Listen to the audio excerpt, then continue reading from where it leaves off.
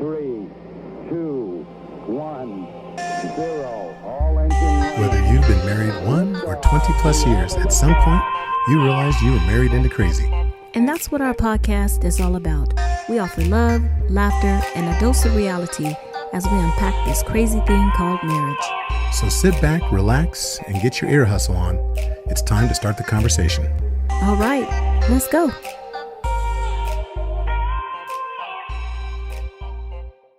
Coach, just want to take a moment just to tell you how grateful I am, how impacted my life has been this past month, just diving into these coaching sessions with you, and just your style has been phenomenal in helping me to really see myself for who I am and to accept that and to be able to walk in that and know that I am who I am for a reason.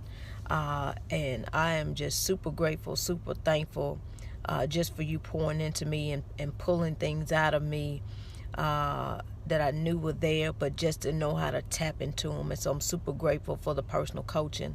I'm looking forward to continuing our coaching sessions, and I can't wait to see where this journey takes me. But definitely this past month has been the most transformational in my life, and I am super grateful and thankful to have you coaching me.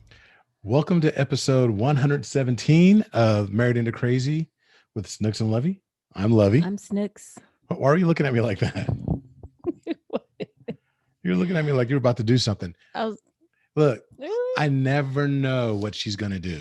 Whatever. She says, okay, well, this is how we're going to start off. And then she'll do something completely different just to throw me off. That's not true. Just to see how I'm going to respond. Excuse me. That's not true. You getting COVID-y over there?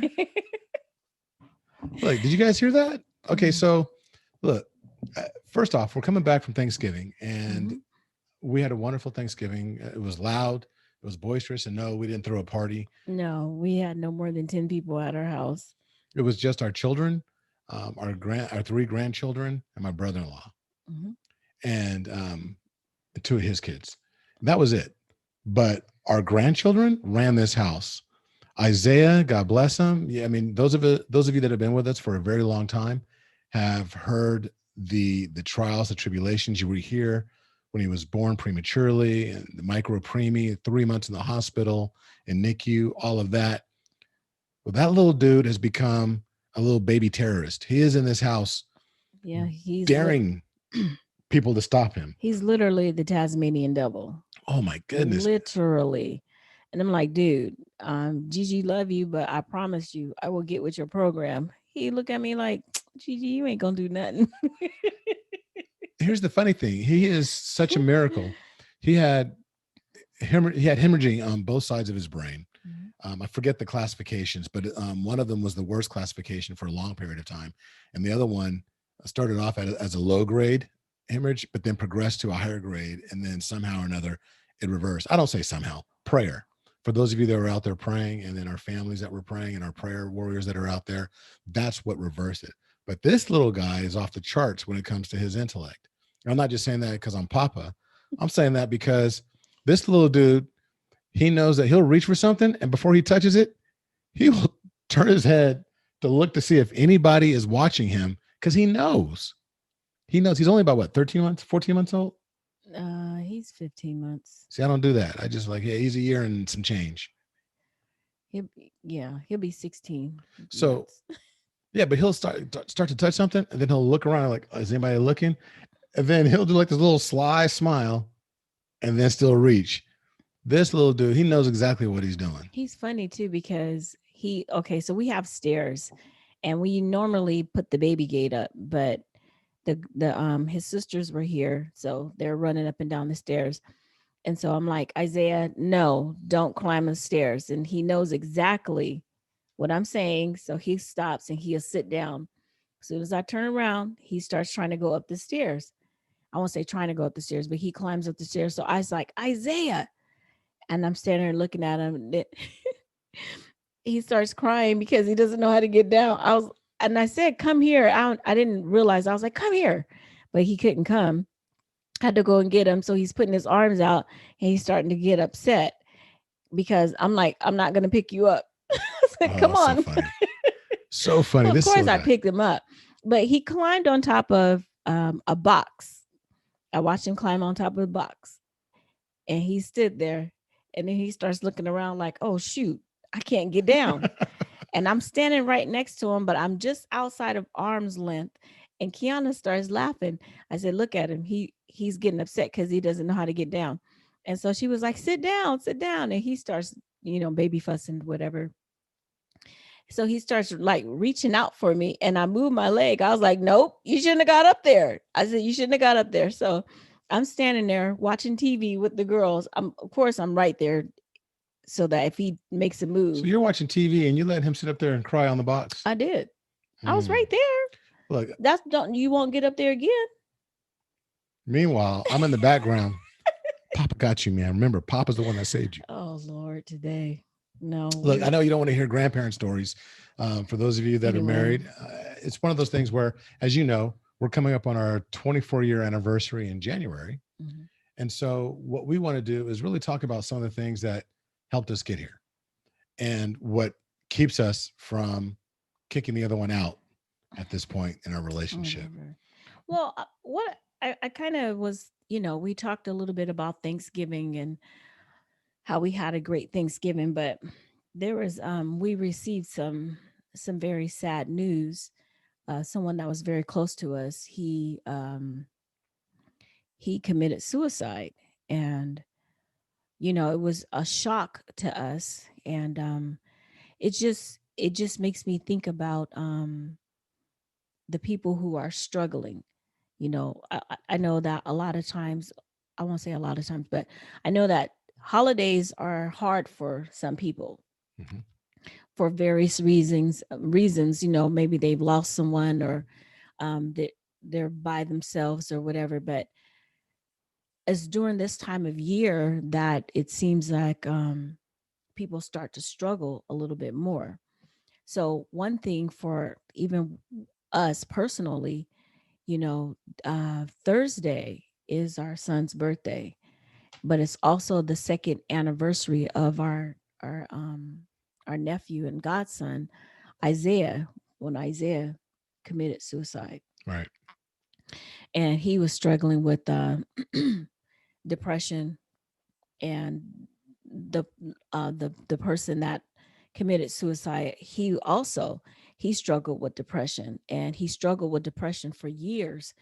And his wife knew that he was, she was there for him or whatever. But it's funny that I won't say it's not funny, but when you're dealing with depression, people, well, okay, let me back up. So his family is upset at his wife because she didn't like make it known that he was suffering. He was dealing with depression. And his brother knew that he was depressed, but a lot of the other family, I guess they didn't really understand, or they didn't know how Severe it was. severe it was. Yeah. And so they're like upset with the wife because she didn't come out and say anything. And so it's like, being a spouse of someone who deals with depression, there's that's hard on them. I kind of got offended because I'm like, how are you gonna get mad at her? She's the one that's there every day. She's with him, you know, and she's committed to him, and she's trying to help him deal with whatever he had to deal with. And to just be upset at her, I think that that's unfair, because you lost your family member, but she lost her husband. The challenge is she's living in the trenches, right Mhm. there with him during this really trying time. Or it's not like it's a periodic or episodic thing. It's something that people live with. And there's always the outside individual like, well, just you should have did this for him or her, or you should have did this, or did you try that? Did you try this? And what we try and do is talk about these things and offer these solutions. And it's coming from a place of love, but we offer these things from a rational standpoint, because generally we're not the ones that are going through the challenges. We don't know what it's like. There's a darkness. I've heard it described a variety of different ways from people that that experience depression. So I just want to even, I mean, and we can get down into it and I be wasn't very, done with my thought, but okay. oh, I'm No, sorry. I just mess with you. Go I ahead. was like, I thought you stopped talking. Um, we like to be very transparent with everyone, our listeners and stuff. And we talk about, when we say we talk about ourselves. So I'm going to talk about myself, and then you could talk about how you deal with me when I deal with, you know, when I'm dealing with my depression. So Hmm. one thing about myself, I call myself, well, I won't even say I call myself now, I label myself as a functioning depressive. um I deal with depression. I've always dealt with depression for as long as I can remember. But it's not funny, but for me, I never knew that it was depression, because it was just how I was. It was just how I I would wake up some days and I felt sad. And then, I'm never, I had episodes, I guess. Now that I look back on, in hindsight, I realize and I recognize them to be episodes to where I just can't do anything. I just call them, my cry days. And some cry days were worse than others. Some were I just couldn't even do anything, but just cry. And just, you wake up with this blanket. My blanket was on me. And as soon as I wake up in the morning, I know that, oh, I'm in depression, or I'm having a depressive bout right now, because I wake up and for about 5 seconds, maybe, I'm okay. And then I don't know what it is, but I don't want to say it triggers, but I'm just like, oh, I'm heavy again, so my blanket's on me. So I know that, okay, now I recognize it to be depression. So early in our relationship, Lovey, I used to get offended because Lovey was like, there's something wrong, like there's something wrong with you. And he wasn't saying it in a way that was condescending or putting me down, but I was like, what are you talking about? He's like, that's not normal, Rana. And I'm like, it's okay, this is just how I am. And he was just like, no, that's just not normal, because, how I was behaving. I wasn't, and I never looked at like I was debilitated where I just couldn't, like I said, there every now and then I'd have, one of those. I don't have them often to where I couldn't do anything, but you would be like, no, that's just not right. And you need some help. And of course, I got offended by it because I'm like, I ain't crazy. There's nothing wrong with me. But I never really looked at, I never identified, excuse me, depression as to be a form of a mental health issue, like a mental illness or something like that. I I was very upset, and I thought that you were just like talking about me. Being a jerk. Well, kind of, because I'm like, oh, I'm number one, I'm sensitive. And so, of course, I cry. So it's my cry day. And if I feel this kind of way, then just leave me alone. And I just wanted to just be left alone. But um, now in my, having studied about mental health and depression and just the various ways that people deal with it, I recognize it for what it is. So, um, where am I going with this? I was going to say, I was going to ask you, how you, what was your, how did you feel when having to Dealt deal with with you. me? You were done with me? I said, dealt with you. Oh How did yeah, I I feel? thought you said done with me. I was like, what I are you was talking done about? with you. No. Um, I'll be completely honest.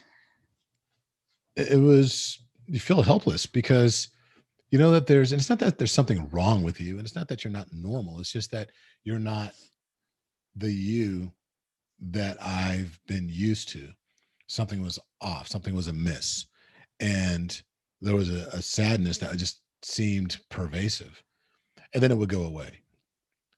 And because of that swing, that pendulum would swing, and it would swing so hard that I would think that, there's value because we believe in therapy. We've talked about therapy. We've been through therapy. And so I would talk about, well, maybe you should go talk to someone about this. Oh, there's nothing wrong with me. And, that was your general response. Mm-hmm. And I'm feel like I'm walking on eggshells right now because you put it out there. What's changed? What do you mean what's changed? We're talking about it, but you haven't still, I'm kind of calling you out.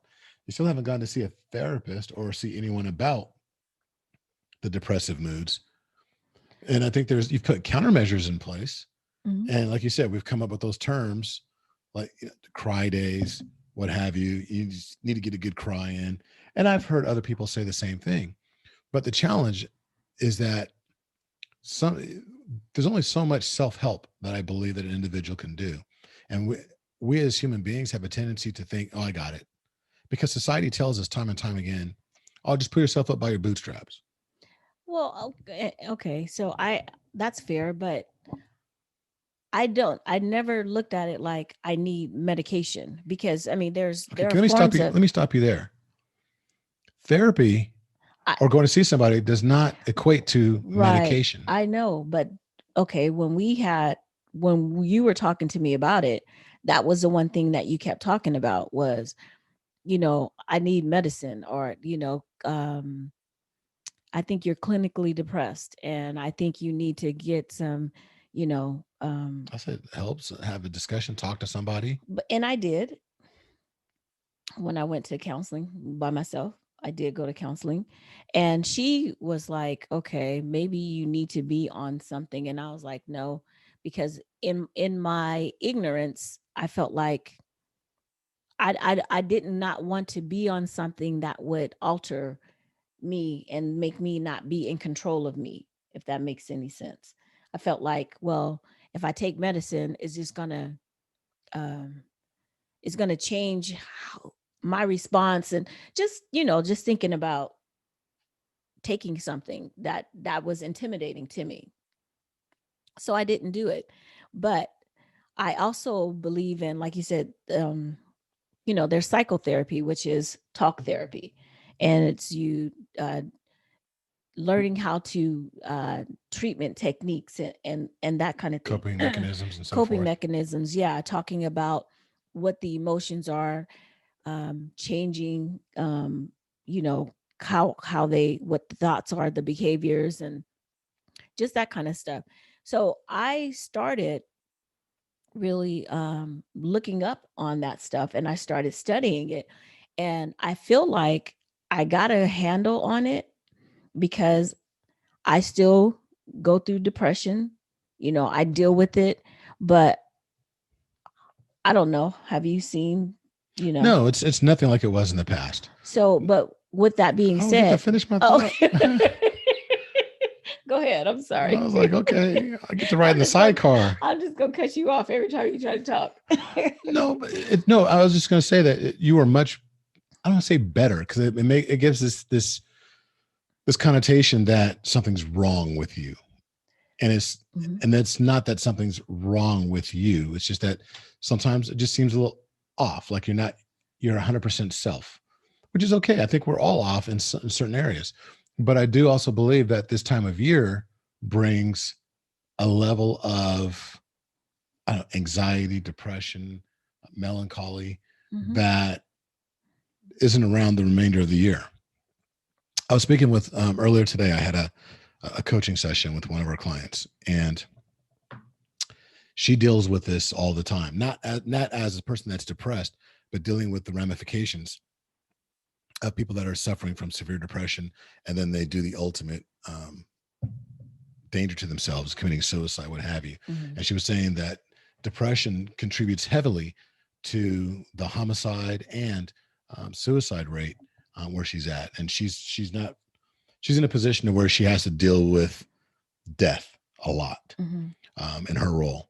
And so we always talk about countermeasures and balancing out stuff. But I asked her, how do you deal with these individuals or these environments that you have to step into and carry this weight and be the person to help other people relieve their burden and then turn around and deal with the after effects and then not drag that with you into your home and so forth. and she's a very prayerful individual. And so she was just talking about how that's a big part of it. Of course, she'd say the coaching and all of that helps as well. But she just kept coming back to how any given year, this time of year, the holidays, Thanksgiving through the end of the year, because it really starts to tick up a little bit after Thanksgiving. But in the latter part of the year, some of it's weather, some of it's the melancholy of you don't have a loved one, or you don't have all those things that society and Madison Avenue tells you you're supposed to have this time of year. They get depressed, but and then it ratchets up the negative the negative response. Pendulum swings one way, like, oh my God, it's Christmas and it's just the most wonderful time of the year. Well, the pendulum swings that way, but then the ball has to go in the opposite direction as well. And then it swings to, I have nobody to spend this holiday with, and I'm in the same place I was last year, or these variety of things, or nobody loves me. And then people act out, and it's not rational thinking. I've never seen you go down that path to where I didn't think you were rational. I think that's the part that I think gets a little dicey. Like when we lost Isaiah, there were some things, he had different things going. He had PTSD, severe PTSD. The individual you're talking about that we just recently lost, I wasn't aware of it. And people Right, mask never ever. They're usually the life of the party. The people that, because the most common phrase, and she even said this, the most common phrase when you hear about this is, I would have never thought that person. I can name other people that I would think, oh yeah, that person, if anybody's going to commit suicide, it's going to be that person. And it's never them. It's the one person that is usually supporting everyone else, but they put on this great mask. There's that one pharmaceutical commercial. Yeah, Cialis. I think it's No, Cialis. No. Cialis? Okay, Miss Tinder. Last week it was talking about Tinder. This What week is you throw Cialis? Cialis is for ED, erectile dysfunction.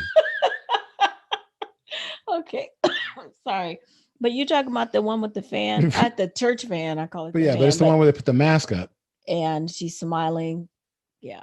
People put on a facade, and it's hard. And I think sometimes early on, I think you put on a bit of a facade as well, because everyone was relying on you. Well, see, you call it a facade. Like I said, since I can remember, I mean, I was probably 13 years old. And I remember having those cry days. I remember, or it wasn't a day, it was a moment. It was, I always had that sadness, was always with me. Um, it was probably more so then than it is now. But I just took it as, well, this is just how I am. I'm sad sometimes, and it's whatever, because I always, in a couple of days, I'm back to normal, or I'm happy again, or whatever it is. But I never thought of it as, like I said, it wasn't until you started saying something to me about this is not normal. And I think I was so offended, because I'm like, this is my normal. This is this is just who I am. I never shared with anyone in my family why, that I had these sad bouts. And it's so funny too, because I didn't tell my aunt, one of my aunts, she caught me on a sad day, and she was like, girl, what you crying for, or something. And I was like, oh, I don't know, I'm just kind of sad, and she made me feel so silly, because what you sad for? You ain't got nothing to be sad about, and blah blah blah, whatever. And probably at that moment, that's probably when I realized, okay, I probably should keep this to myself. So I never talked to my mom about, I'm sad, and I don't know why I want to cry, or whatever, and I feel some kind of way. So I always kept it to myself, you know. Um and looking back on it, that's pretty sad. It kind of makes me want to cry right now, because I'm suffering by myself, and I'm suffering, but not knowing that maybe I didn't have to suffer, or maybe I didn't, You see, you're talking past tense. You're saying maybe I didn't. No, but it still goes, it hasn't gone away. No, because no, it hasn't gone away, but it's not like it used to be. I mean, I don't think I'll ever get rid of being depressed. I haven't, I have depressing, some days I'm depressed, and some days I'm not depressed. I don't think that I'll ever not be, just because it's just part of my makeup. That's kind of how I feel. I don't know anyone who's always happy all the time, but I'm not trying to just just say, oh, it's whatever. But maybe I am kind of saying Oh, it's, that's oh, exactly it's what you're whatever. saying. Well, okay. But for myself, now that I know how to, there are techniques and there's things that I do that I'm like, okay, I recognize up having one of those moments. So this is I have my own little routine of, and sometimes I just don't want to be bothered. Just let me just cry it out. Let me just, I'll clean. I'll put my music on. I'll do different things. And then towards the end of the day, I'm feeling better. I don't think of it as, it's not a danger to myself, to our relationship. So I don't, I think you're probably, I don't want to say you're offended by it. You probably have more of an issue with it than I do, obviously, you know, even though it's not what it used to be. I just accept it as, okay, And I that's deal with fair. depression, and okay, when I wake up in the morning, now I'm able to verbalize, hey, having a day. I'm not trying to, I don't feel ashamed about it anymore. Like I said, when my aunt made me feel bad about being depressed, and I was like, oh, maybe I need to keep this to myself. Now I don't have to do that, because even the kids are aware that, okay, mom's, I'm sad today, and so they're like, oh, okay, got it, you know. I think, well, first off, let me just say this, that for those of you that are listening, you're thinking, okay, well, what does this got to do with relationships? I think it Well, I has mean, it has everything it to do has with everything. relationships. It I has mean, everything to do with relationships. because, and one thing that, I feel like, um when we're talking about myself and how I was dealing with it, I wasn't being honest with you about it, and I probably felt like I couldn't trust. Well, I know I didn't feel like I could trust what you're saying. I thought you were just overreacting about whatever, how I was feeling. But there needs to be a measure of honesty and trust in the relationship. If Right. you are someone that is dealing with depression or any type of, call it for what it is, mental health disorder, because depression is actually defined as a mental health issue, mental health disorder. There's different levels of it, but you should always be open and honest with your partner, and feel like, okay, hey, this is what's happening with me, this is what I have, or whatever, this is what I've been. If you're diagnosed with it, even if you're not diagnosed with it, but you're thinking that, "Ooh, I kind of do some of the same stuff that Snooks has gone through," or whatever, Right. you know be just disclose that information prior to, you know, an onset of an episode, because you had no idea until you was like, what the heck are you crying for? That's just not normal. And I'm like, no. And at that point, I'm trying to find anything sad to watch so I could just get it out. I just got to get this out. I got to get my cry out. I got to whatever. And you're just like, that's not right. That's just weird to you, But and that was wrong, because I was very immature in the respect that I was expecting you to live your life the way that I live mine, according to my emotions and my catharsis methods of getting things out, and this isn't about a male female type thing, because No, check it out, because absolutely not. some people that maybe out there like, oh, well, she's just being hormonal, does it happen once a month and whatever? No, that's not the case, Mhm. because the two people that we're talking about that unfortunately experienced depression and committed Oh suicide, yeah, they were both males. they were both men. Yeah, they were both males. And not to say that women don't No, have those women, yeah, challenges, yeah. but it's one of those things where it's not a male female thing. There's a couple of things at play. I believe there's mental health challenges can arise in anyone, but I also think that we have, particularly in communities of color, when you look at Hispanics and African Americans, we have a tendency to not place value in going to see a physician or talk to clinicians. Well, I think a lot of times too, you feel like, well, I mean, you can give me some technical stuff, but sometimes it's environmental, you know, these things happen because there's not all mental health issues don't are not just from genetics or biological, you know, some of them are environmental, Agreed. you know. So if I feel like I don't think you can relate to what I'm saying or how I'm feeling about whatever, why am I going to waste my time? You know, and I don't think that for myself. I'm again, it wasn't because I didn't think that someone would relate to it. I just felt like because I lived with this for so long, this is just who I am. You know, no one knew that I felt the way that I felt, you know, experienced some of the the sadness that I experienced, you know. I just didn't feel like I didn't trust that I could tell anyone because my mom, like I said before, my mom was single mom, and you know her thing was I got to make sure my kids are taken care of. I have to make sure that there's food on the table, and when I look at that, I was thinking those are the things that were important to her. Her taking care of us was food on the table. She has to work, clothes on our back. We have shelter. I never thought, I never connected my sadness to be something that my mom would be able to help me with. Does that make sense? Well, you didn't think it was relative. You didn't think it was anything that she would identify with. Or even think that it was important because, like my aunt already made the comment, what you sad for?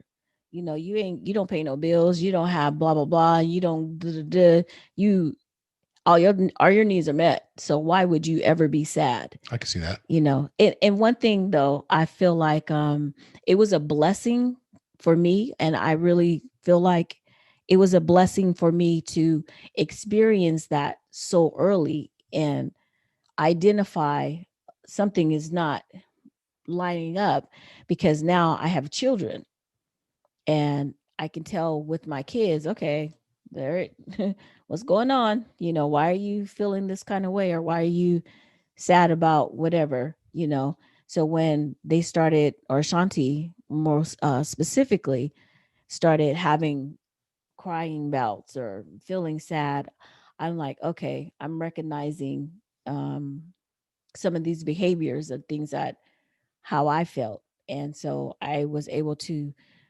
broach that subject and talk to her and be like, what's going on? And so when she was like, I don't know why I'm feeling the way that I feel, blah, blah, blah. Okay. So let's talk about it. Let's, you know, the things that I didn't share with my mom or my mom wasn't able to talk me through. I now am able to talk with Ashanti and be like, okay, this is not, you know, how it's okay to have some cry days because I have them too, but not like this, you know. So something is not, you know, right. You understand what I'm Right. saying? But it's not that, and I know you're not saying this, but it's not that your mother fell short in any way, shape, or form. Oh, absolutely not. Oh, My no, I'm mom not, did not even know. I know, but I'm just saying that I think what's beautiful about that is that what you're attempting to do or what you've successfully tried to do is be the person that you needed when you Hmm. were going through these challenges. And I Hmm. think that we, as from a couple standpoint, that's the greatest gift that we can give each other is to be that person for ourselves that we needed in our times of need rather than trying to power through or to be extra macho or extra, whatever, superwoman or superman, and trying to be more versus really recognizing that, there's some challenge that I went through. And I think that I would be in a better or a different place if I would have had this type of person there for me. And then ensuring that you become that individual, you become that person that you needed. And so, husband and wife, if you can actually have these conversations, it's always going to come back to being honest, truthful, Hmm. developing that trust, and being able to have that space where you can be vulnerable to have these types of conversations. So then you can put it on the table. You'll be like, this is what's going on. So I would still love for you to talk to somebody even though you feel like you've got a handle on it, that you've got your coping mechanisms, you've got your methodology in the way that you deal with it when you feel it coming on. I still think there's value in at least having, that secondary route, that opportunity to say, okay, you know what? Okay, cool. Just if nothing else, have somebody else validate that, okay, these are good. These are healthy. Who knows? There might be like a couple other methods that may help even more so. Well, I mean, I do talk now. I don't. I haven't made an appointment with a therapist, but I know you've now spoken to your general, I know oh your general no, practitioner. I know but that you've, even now, I mean, I'm like, I can talk to, my mom is my rock, and so when I'm feeling some kind of way, whatever, I now can tell her because now she knows that I felt like that, and she's like, "Well, why didn't you say anything?" I was like, "Well, shoot, I didn't know." I didn't recognize that I was supposed to say anything. I just thought I just better deal with this. well, it's like, cause mom, your cape was showing. Right. And that's another thing too, that when you have someone who you feel like not that I was trying to fill her shoes, but But you're living up to the right. legacy of that And individual. I'm like, my mama don't break. My mama don't be, but she did. She had her moments too. Just didn't see it all the time. Right. So it's just like getting back to the whole thing with being in the relationship. Marriage is mental. Well, it is. But we talk about having compassion. Well, you have to have compassion is key component for being able to communicate. But also, if I feel like my partner is supporting me, the commitment is there. You know, you're committed to me. I'm committed to you. I'm committed to this process. I communicate with you about what's going on with this process. And in turn, you're being compassionate or showing compassion for me while I'm going through the process. That's important. And a lot of people, I think they don't realize that having that support, how important it is. Because I know a couple people that are like, oh, I ain't gonna be dealing with that. That's just too much. I can't, blah, blah, blah. It's like, well, you're in a relationship.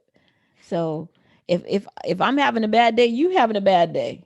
There isn't a single burden when you're married or in a committed relationship that you're supposed to carry by yourself.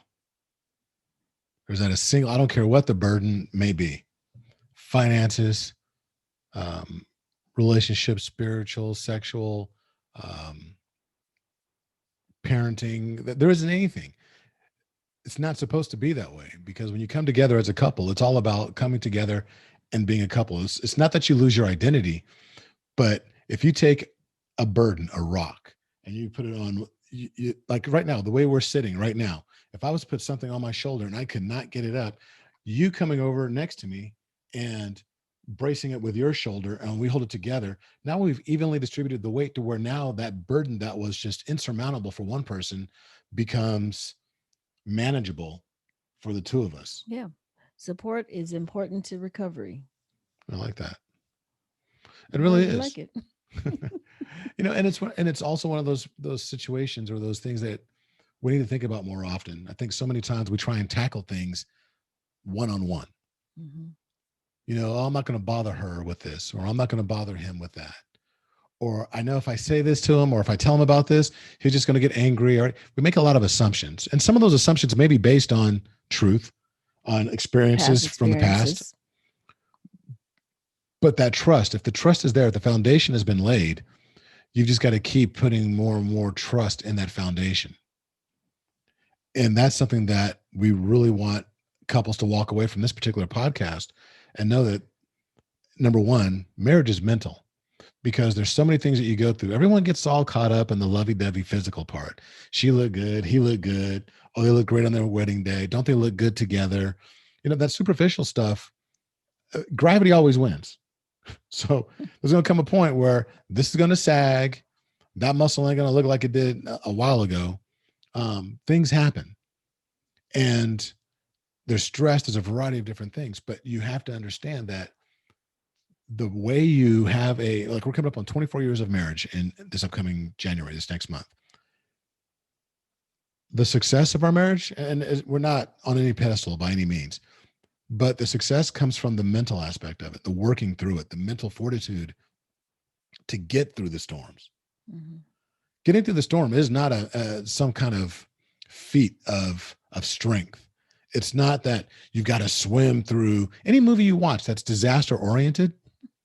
Any movie, I don't care if it's Titanic, if it's the great, what was it, The Great Storm. I can't think of. I'm thinking of scenes. I can't think of the actual names of the movies, but there's all these different movies. If it's weather oriented, look, what was that movie with Tom Hanks? Castaway. Castaway. It wasn't about him being this. Scott Wilson. Well, right, Wilson. It wasn't about him being the super strong guy that could chop down the tree and build a raft and get out of there. When it was all said and done, it was the mental part. And I think it's a great example of, and if you look at all these things that people go through in war movies, whatever, it's about the mental piece. And it's always going to come back to that. And when I say all of that about it being mental, is that when you're dealing with mental challenges, there's got to be a commitment and understanding that that mental fortitude that we're talking about isn't about being strong and being able to power your way through it.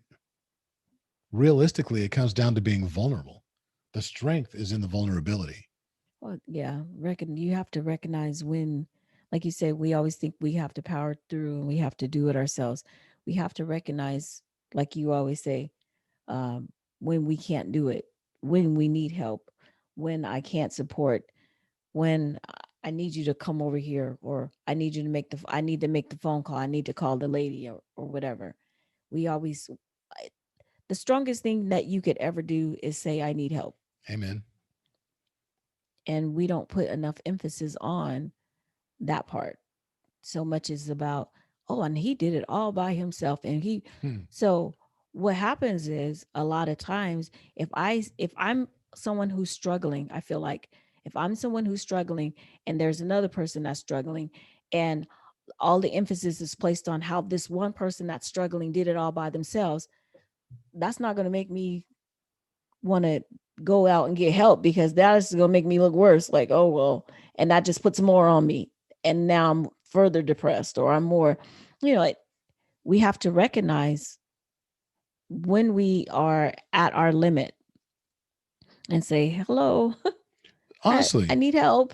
I can't do it anymore. But see, that's the challenge, right? Because the media, the way that everybody wants to portray, this person's a self-made millionaire. Who was it? They were talking about, was it Kylie Jenner or somebody? Say self-made billionaire or whatever. What a load of crap. No, she doesn't. No, I take it she doesn't have a family that's famous or a super wealthy father before he, there's always someone else there's always. And even in marriage, the help is laying next to you. Mm-hmm. The help is sitting next to you. And sometimes when the two of you can't help each other because you're at each other's throat, then there's coaches like us. There's therapists that are out there. There are pastors that are out there. And their entire, passion is in being there, standing in the gap for you. So we have to break down and realize that, number one, it's okay to understand that you're going to have these mental challenges when it comes to mental health, whether it's depression, anxiety, euphoria. There's a variety of things that can transpire. And just know that it's not that you're not normal. It's just that you're just a little off from what you feel is your norm, because normal is different for every person. Mm-hmm. And so don't let somebody tell you that you're not normal. But if somebody brings to your attention that, you seem just like a little off, or, I recognize that there's a difference in you, don't take it as a slight. Don't take it as an insult. Think it was like, oh, okay, well, if you're not doing yourself harm, that's great. But harm comes in many forms. It's not just I wasn't physically going to hurt myself. I was going to commit suicide. I wasn't going to cut myself, because cutting is a thing. I wasn't going to do any damage to myself. But what about the hurt when it comes to limiting yourself from taking that promotion because you don't believe in yourself? You don't have the self-confidence. Limiting yourself and telling your spouse what your needs are when it comes to what I need emotionally from you. So you just suffer in silence within a relationship. There's all kinds of suffering that takes place that you don't have to go through. You don't have to go through alone. I was about to say, I think that's the key. You don't have to do it by yourself. Sorry, excuse me. She's COVID. We don't have to suffer by ourselves. And when we just even our vows, when we think of in sickness and in health, we always think of the physical. I never thought of mental. Amen. Something they don't talk about. I mean, maybe it's inferred, but we don't really. That's a good thing to look up. I wonder if there's any scripture. I'm sure there is. There's scripture to cover everything, but it'd be nice to kind of find out. If you can think of a scripture out there that relates to mental health, I would love for you to actually send it to us in our text line. And you can text it to us at area code 918-351-2799. You'll become part of our Iron Tribe community, but I would really love for you to send us a scripture and let us know, your thoughts on it, because I would love to talk about that. As a matter of fact, we've alluded to this in the past, but as we're coming up on the end of the year, we only have really 4 more. After this one, there's 4 more. Is it 4? Yeah, 4 more podcasts for the remainder of this year. 5, including this one, episode 117 that you're listening to right now. But going into 2021, we have a health series that we're putting together. We're going to have a series of interviews called the Him and Her Health Series. And mental health is one of those things that we're going to bring on a professional to talk about. There's going to be other things talking about women's health, men's health, talking about the health of your finances. So there's a variety of things that we're going to be doing, but this is one that really isn't clearly defined as far as being one of those pillars upon which we should be standing as a couple. Oh, you mean about the mental health? Yeah. Well, like I said, one thing, operate in compassion, be honest and truthful, but also be supportive of the person that's going through it. It's not a good feeling when you feel like there's something wrong and you can't define what's wrong, or you feel like your partner or your spouse won't understand, and they may not understand. But just knowing that I can come to Lovey and be like, oh, I'm having one of those days, and his response is going to be supportive.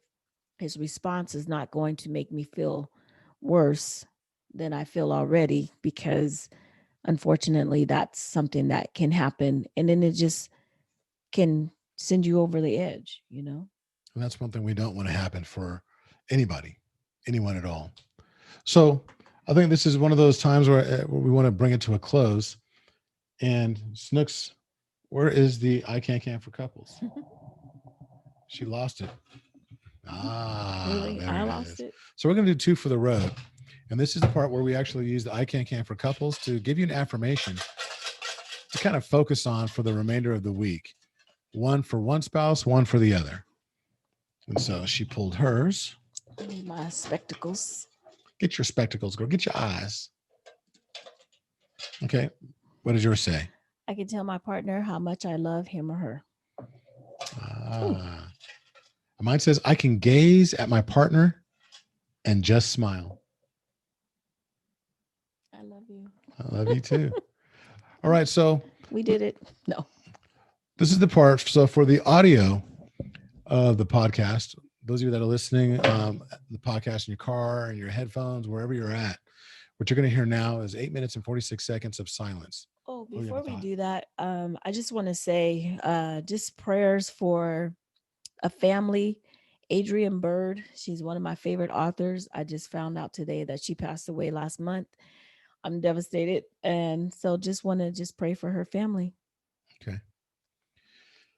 So if there's somebody that you need to really reflect on and think about, take the next 8 minutes and 46 seconds to reflect on that family, to say a prayer for those people that you know are in need. Say a prayer for our nation, say a prayer for the world. But the only way you can truly impact the world, the nation, your state, your city, your district, your community, your neighborhood, is to start right there in your own heart, in your own home. And it goes from inside out. It always works from inside out. So we ask people to reflect on how they can be the best neighbor, brother, sister, citizen that they can possibly be during these 8 minutes and 46 seconds. So we can build a better world for everyone. That's all we ask. So with that said, until the next time, be blessed. Bye-bye.